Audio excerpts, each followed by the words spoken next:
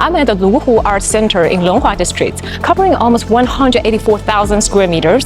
It's one of Asia's largest Earth-cover cultural architecture clusters.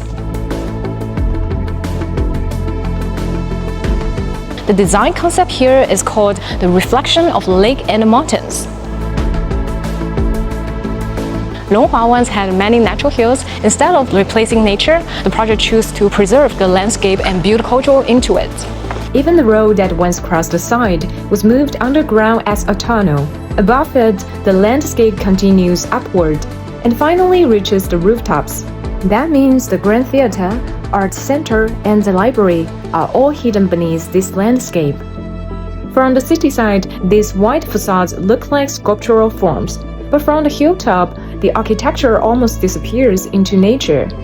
Inside, each space has its own identity: mountain, valley, and forest.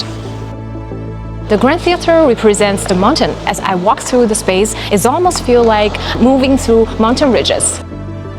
The venue includes a Grand Theater with more than 1,400 seats, together with spaces for performances and concerts. The Art Center represents valley, bringing daylight deep into the building through its open spaces. It also features a specially curated art exhibition inspired by a tapestry of a legendary land, the renowned Chinese dance drama inspired by the ancient masterpiece, a panorama of rivers and mountains. And the library represents forests with a space for up to 1.50 million books.